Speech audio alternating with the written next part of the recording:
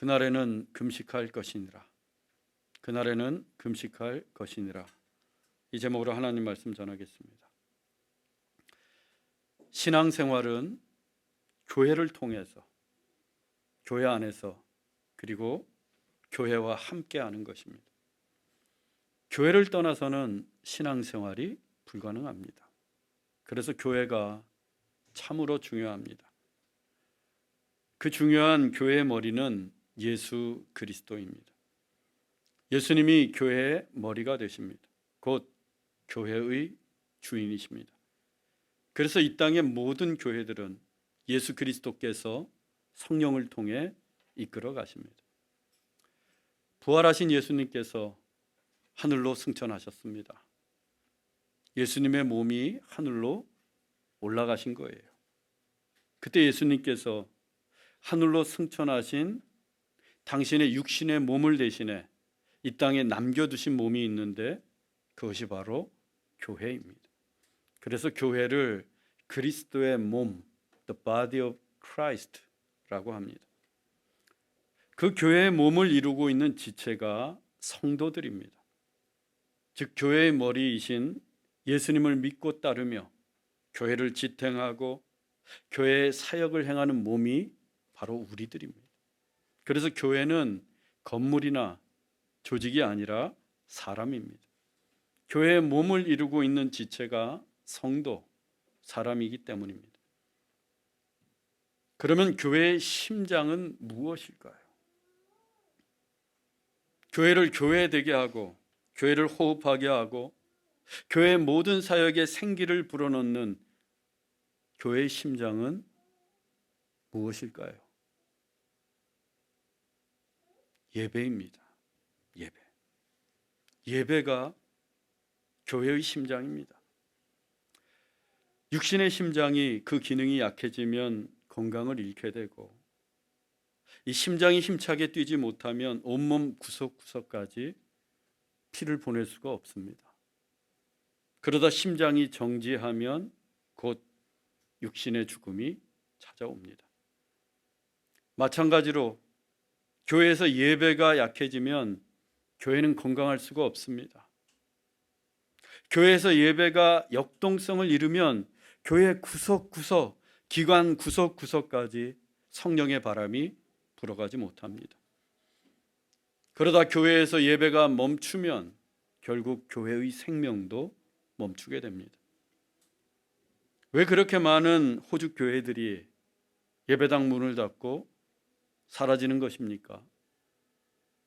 예배가 멈추면서 교회의 생명도 멈추었기 때문입니다. 예배가 교회의 심장인데 더 이상 예배를 드릴 수 없으니까 죽은 교회가 되는 것은 너무도 당연한 결과입니다. 반면에 예배가 살아나면 교회가 생기가 돌고 예배가 역동적이면 교회의 사역도 역동적이 되고 예배가 부흥하면 교회도 부흥합니다. 교회가 절로 부흥하는 법은 결코 없습니다. 예배가 부흥할 때 교회가 부흥케 됩니다. 성도들이 예배를 갈망하면 교회가 성령으로 충만케 되고 교인들이 예배를 사모하면 은혜가 넘치는 교회가 됩니다. 예배가 교회의 심장이기 때문입니다. 중요한 것은 그 예배를 누가 만들어가는가? 예배에 참여하고 예배에서 찬송을 부르며 예배를 예배되게 하는 존재가 누구인가? 바로 우리들입니다. 저와 여러분이에요. 예배가 교회의 심장이라면 그렇다면 우리는 예배를 잘 드려야 합니다. 성도 한 사람 한 사람이 온 마음을 다해 온 힘을 다해 목소리 높여 하나님을 찬양해야 합니다. 목마른 사슴이 시냇물을 찾듯이 예배를 갈망하고 사모해야 합니다.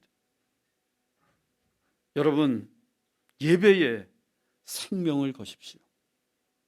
하나님을 예배하는 것을 제1순위에 두십시오. 마음을 다하고 힘을 다해 하나님을 찬양하십시오. 그때 우리가 드리는 예배 가운데 성령님이 임재하시고 우리 교회의 심장이 다시 힘차게 뛰고 여러분의 믿음의 심장에도 성령의 바람이 불어올 것입니다. 레위가 예수님을 위하여 큰 잔치를 열었고 세리들과 죄인들도 초대를 했습니다. 예수님께서 그들과 함께 식탁에 둘러앉아 식사를 하십니다.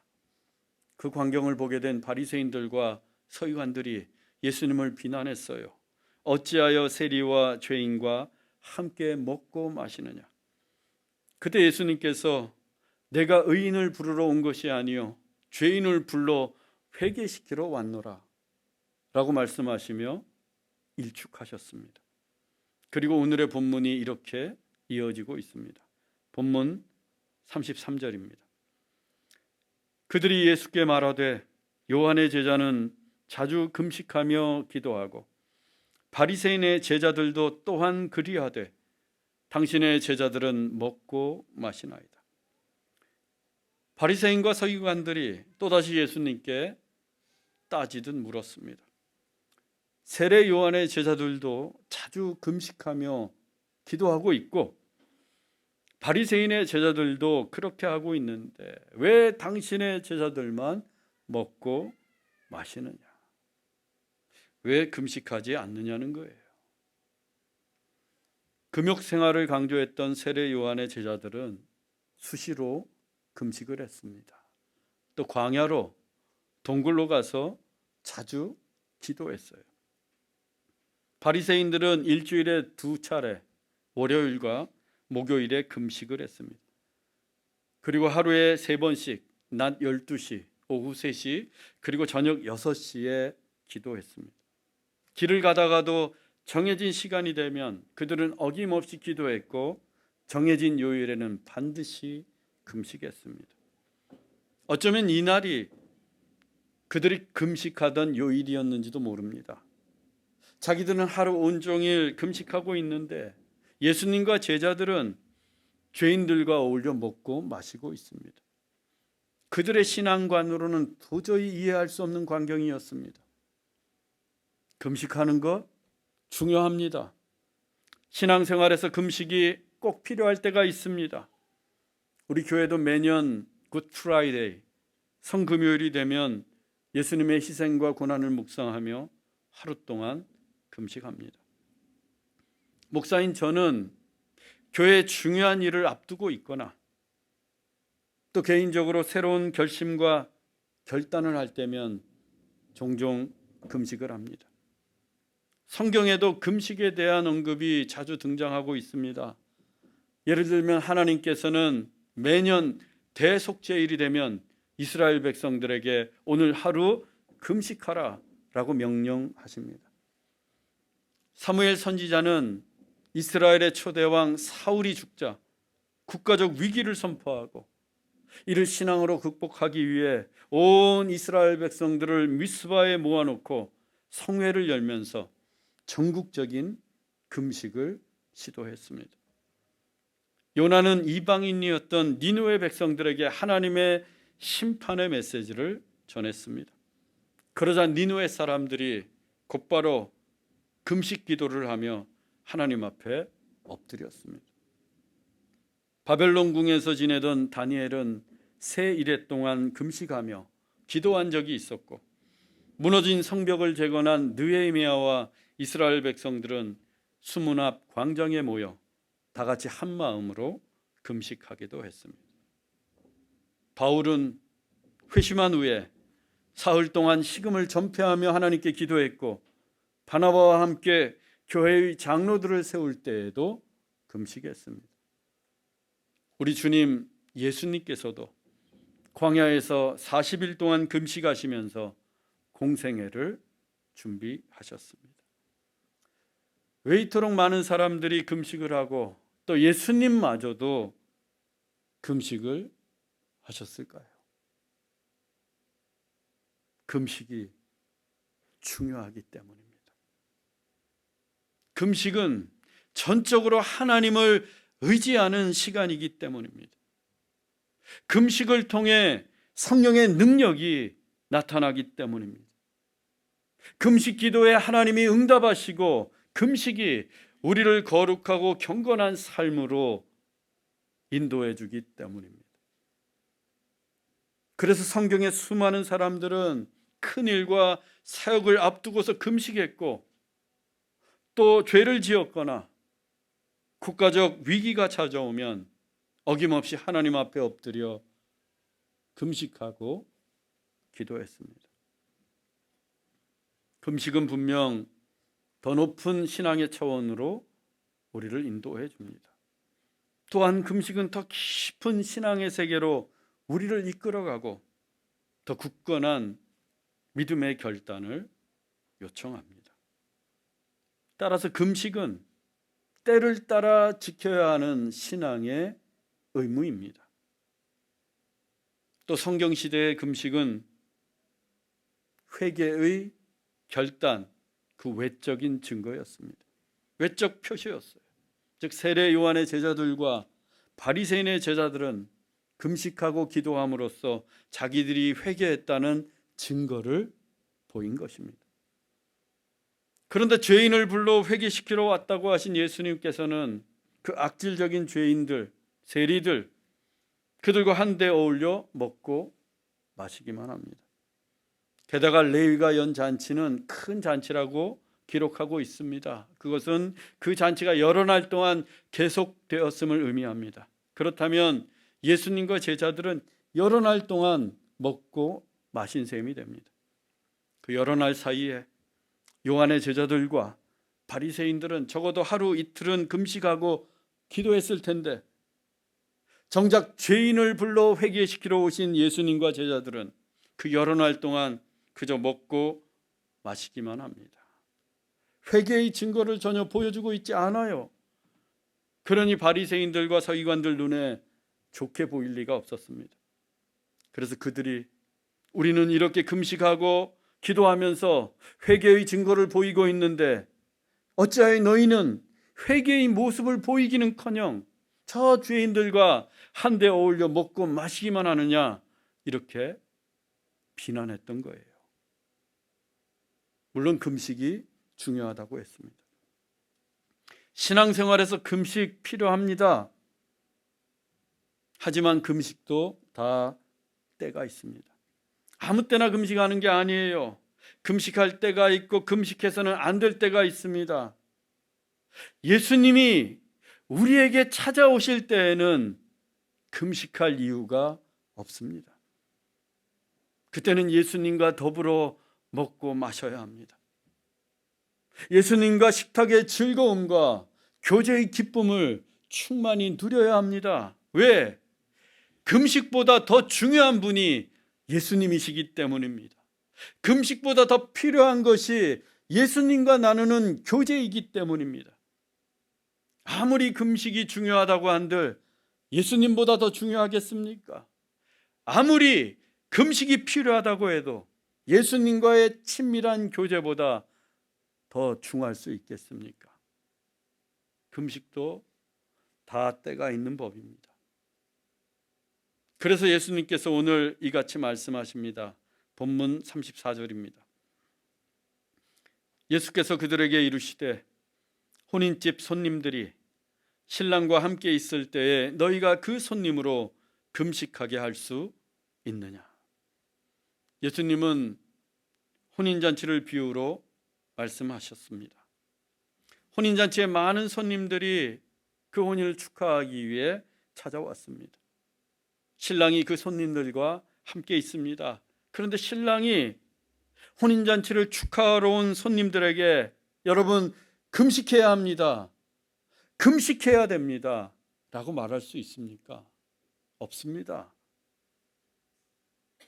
예수님께서 처음으로 기적을 베푸신 사건은 가나의 혼인잔치였습니다. 물로 포도주를 만드신 그 잔치입니다. 그 혼인잔치가 어떠했습니까? 혼인잔치에 있던 사람들이 얼마나 많이 먹고 마셨던지 술 항아리를 다 비웠습니다. 그래서 예수님이 물로 포도주를 만드셔야 할 만큼 많이들 먹고 마셨어요. 만일 그때 바리새인과 서기관들이 지금처럼 이 본문에서처럼 우리는 금식하고 있는데 너희들은 왜 금식하고 있지 않니? 라고 비난했다면 그 잔치에 참여한 사람들이 뭐라고 있겠어요? 제정신이냐고, 혼인잔치 하는 게 보이지 않느냐고, 신랑이 지금 우리와 함께 있는 게 보이지 않느냐고 오히려 그들을 나무라지 않았겠습니까? 손님이 신랑과 함께 있는 동안에는 금식해서는 안 됩니다. 오히려 신랑과 함께 먹고 마시고 기뻐하고 즐거워해야 합니다. 그게 혼인잔치입니다. 중요한 것은 예수님을 위한 잔치는 다 혼인잔치라는 것입니다. 예수님이 함께 계시는 잔치는 예수님이 신랑 되시는 혼인잔치입니다. 따라서 레위가 예수님을 위해 열고 있는 이 잔치 역시 혼인잔치입니다. 그리고 그곳에 모인 세리들, 죄인들은 혼인잔치에 초대된 손님들이었고 예수님은 그 잔치의 주인공이신 신랑이십니다. 그렇게 혼인잔치가 성대하게 열린 거예요. 그렇다면 먹고 마셔야 합니다. 혼인잔치인데 신랑 대신 예수님이 계신데 모두가 기뻐하고 즐거워해야 합니다. 금식은 혼인잔치와 전혀 어울리지 않습니다. 그때는 금식할 때가 아니라 신랑과 더불어 먹고 마시고 즐거워할 때입니다. 제가 대학 다닐 때 좋은 추억 중 하나가 대학 축제였습니다. 1학년이 되어서 처음 대학 축제를 경험했는데요. 연극도 하고 공연도 하고 전시회도 하고 유명한 가수들이 와서 노래도 불렀습니다. 그래서 축제 때가 되면 학생들이 이 학교 저 학교로 돌아다닙니다. 저도 친구들과 함께 마음껏 축제를 즐겼습니다. 아침부터 저녁까지 공연이란 공연은 빠짐없이 보았고 가수들이 노래를 부르면 떼창을 하면서 열광했어요. 그리고 다른 학교 축제, 제 친구들이 있는 대학에도 놀러 갔습니다. 그런데요, 그 신나는 축제 기간 동안에도 도서관에서 공부하는 사람들이 있습니다. 지금 밖에서는 환호하고 즐거워하는 축제가 한창인데 도서관에 틀어박혀서 공부한다고 머리에 띠 두르고 얼굴은 금식을 했는지 핏기도 없이 책만 보는 친구들이 있었어요. 물론 그 열심 대단합니다. 칭찬할 만합니다. 하지만 그때는 도서관에 있을 때가 아니라 도서관 밖으로 나가 축제를 즐길 때입니다. 공부할 때가 아니라 친구들과 한데 어울려 기쁨을 나누고 추억을 새길 때입니다. 예수님이 우리를 찾아오실 때에도 마찬가지입니다. 그때는 금식할 필요가 없습니다. 골방에 틀어박혀 금식할 때가 아닙니다. 슬픈 기색도 하지 말아야 합니다. 신랑 되신 예수님과 더불어 먹고 마시면서 기뻐하고 즐거워할 때입니다. 그런데 예수님이 오셨는데도 근심하고 염려하는 사람들이 있습니다. 예수님이 오셨는데도 슬퍼하기만 합니다. 예수님이 오신 예배를 드리면서도 감격이 없습니다. 찬양을 하면서도 얼굴에는 수심이 가득합니다. 이런 모습은 혼인잔치에 참여한 손님의 태도가 아닙니다. 예배는 혼인잔치 중에 혼인잔치입니다. 우리가 드리는 주일 예배는 가장 감격스러운 혼인잔치입니다. 그래서 예배는 기뻐하고 즐거워하는 날입니다. 신랑 되신 예수님과 함께 먹고 마시는 예배는 하늘의 은혜가 넘치고 성령이 역사하시고 하나님의 음성을 듣는 기쁨의 시간입니다. 여러분, 오늘 우리가 드리는 이 예배도 혼인잔치인 줄로 믿습니다. 신랑 되신 예수님이 지금 이곳에 오셨습니다. 마음을 활짝 열고 그분을 맞이하십시오. 내 안에 있는 상처, 근심, 염려는 다 내려놓으십시오. 그래서 하늘의 은혜와 주의 말씀을 먹고 마시면서 주님과 함께 기뻐하고 즐거워할 수 있기를 주님의 이름으로 축원합니다. 그런데 우리 인생이 늘 기쁜 날만 있는 것은 아닙니다. 슬플 때도 있습니다. 성공할 때도 있으면 실패할 때도 분명 옵니다. 혼인잔치가 있는가 하면 장례식도 있습니다. 전도서 3장 1절로 3절입니다. 범사에 기한이 있고 천하만사가 다 때가 있나니 날 때가 있고 죽을 때가 있으며 심을 때가 있고 심은 것을 뽑을 때가 있으며 울 때가 있고 웃을 때가 있으며 슬퍼할 때가 있고 춤출 때가 있으며 이것이 인생입니다. 범사에 기한이 있고 천하만사에 다 때가 있는 것을 경험하는 게 우리의 인생입니다. 인생이 언제나 기쁘기만 하거나 또 항상 슬프기만 한 것은 아닙니다. 울 때가 있으면 웃을 때도 옵니다. 애통하는 날이 있으면 너무 기뻐서 춤을 추는 날도 있습니다. 마찬가지로 먹고 마시고 즐거워할 때가 있으면 금식해야 할 날도 있습니다. 본문 35절입니다. 그러나 그날에 이르러 그들이 신랑을 빼앗기리니 그날에는 금식할 것이니라. 언젠가 신랑을 빼앗길 날이 온다고 말씀하십니다. 혼인잔치의 주인공인 신랑을 빼앗기는 날에는 누구도 기뻐할 수 없습니다. 신랑이 없는 혼인잔치에 무슨 즐거움이 있겠습니까? 그래서 그날은 금식하는 날입니다. 슬퍼하고 애통해야 하면서 금식해야 합니다. 그날이 언제인가요? 예수님이 십자가에 못 박혀 죽으시는 날입니다.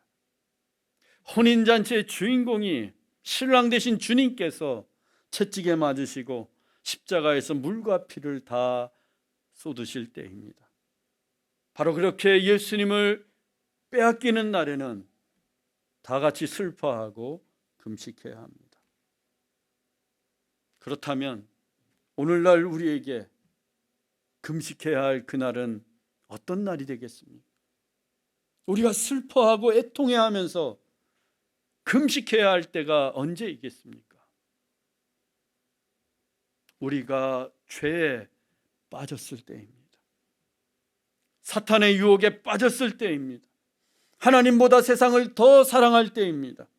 예배를 세상에 빼앗기고 예수님을 세상에 빼앗길 때입니다. 그때는 금식해야 합니다.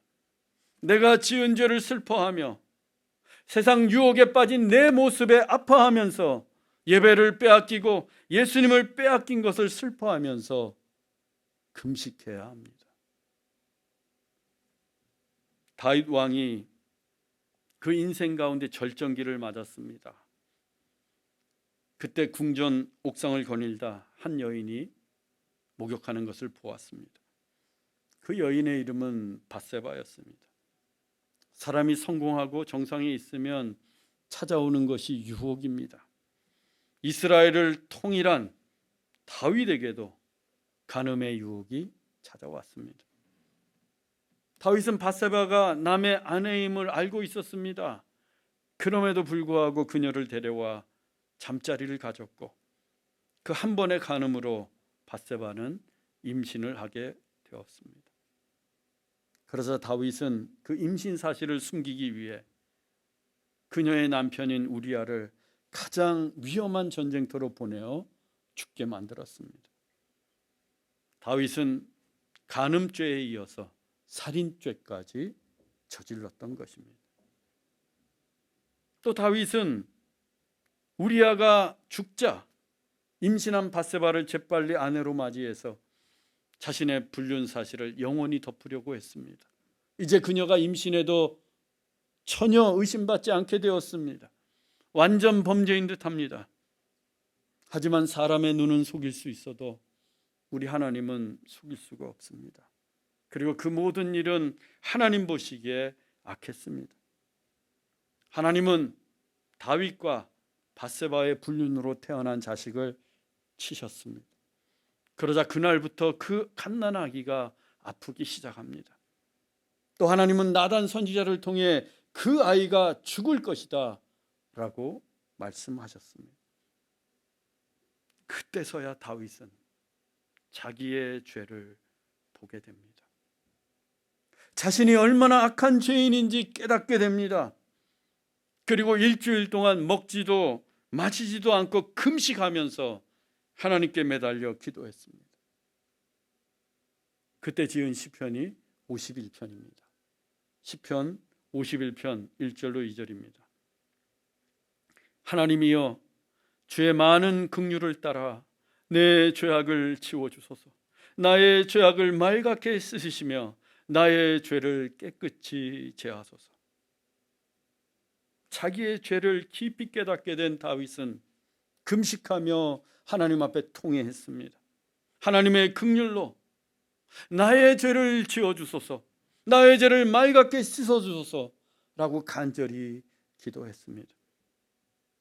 그리고 이후에 다윗은 같은 죄를 2번 다시 반복하지 않았습니다.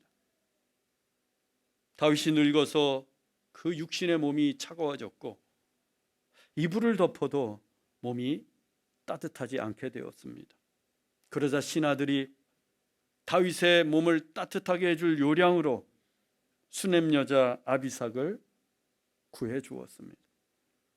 아비삭은 신하들이 전국에서 고르고 고른 젊고 아리따운 여인이었습니다. 하지만 다윗은 그녀와 단 한 번도 동침하지 않았습니다. 그 옛날 금식하면서 눈물로 참회했던 결단을 끝까지 지켜냈던 것입니다. 우리는 왜 똑같은 죄를 지으며 살아갑니까? 왜 어제 지은 죄를 오늘도 또 범하고 있는 것입니까? 다윗처럼 나의 죄를 슬퍼하지 않기 때문입니다. 다윗처럼 나의 죄 때문에 금식하면서 기도하지 않기 때문입니다. 우리는 죄에 대해서 너무나도 무뎌졌습니다. 아무렇지 않게 두 주인을 섬기며 살아갑니다. 그러나 우리가 우리의 죄악에 대해 슬퍼하지 않고 금식하지 않는다면 우리는 또다시 주님을 세상에 빼앗기는 것입니다. 그러면 우리는 같은 죄를 수도 없이 반복하면서 살아갈 수밖에 없습니다. 그러면 우리의 신앙은 갈수록 힘을 잃어가고 예배를 드려도 감격이 없습니다. 당연히 교회의 심장은 점점 더 약해져만 갑니다. 그래서 하나님께서 요엘서 2장 12절을 통해 우리에게 이같이 말씀하고 계십니다. 여호와의 말씀에 너희는 이제라도 금식하고 울며 애통하고 마음을 다하여 내게로 돌아오라. 사랑하는 형제자매 여러분, 이제라도 우리의 죄에 대하여 금식하고 애통해하며 마음을 다해 하나님께 돌아가십시다. 그리고 우리의 예배가 은혜와 기쁨이 넘치는 혼인잔치가 되도록 하십시다. 우리가 드리는 이 예배가 살아있는 예배, 성령이 임재하시는 예배, 주님과 함께 기뻐하고 감격하는 예배가 되기를 원합니다. 그래서 교회의 심장이 힘차게 뛰고 성령의 바람이 불어오고 나날이 부흥하는 우리 좋은 씨앗 교회가 되기를 주 예수 그리스도의 이름으로 축원합니다. 기도하겠습니다. 사랑의 하나님, 죄악의 길에서 금식하고 통회하며 하나님께 돌아가게 하옵소서. 다시는 세상의 예배를 빼앗기지 않고 주님을 빼앗기지 않게 하옵소서. 예배가 가장 귀한 혼인잔치임을 알고 신랑 되신 주님과 함께 기뻐하고 즐거워하게 하옵소서. 예배가 교회의 심장인 줄로 믿습니다. 생명 다해 예배하게 하시고 목소리 높여 찬양하게 하옵소서. 살아있는 예배, 뜨거운 찬송으로 우리 교회의 심장이 힘차게 뛰게 하시고 날로 부흥케 하옵소서. 길이요 진리요 생명이신 예수 그리스도의 이름으로 기도하옵나이다. 아멘.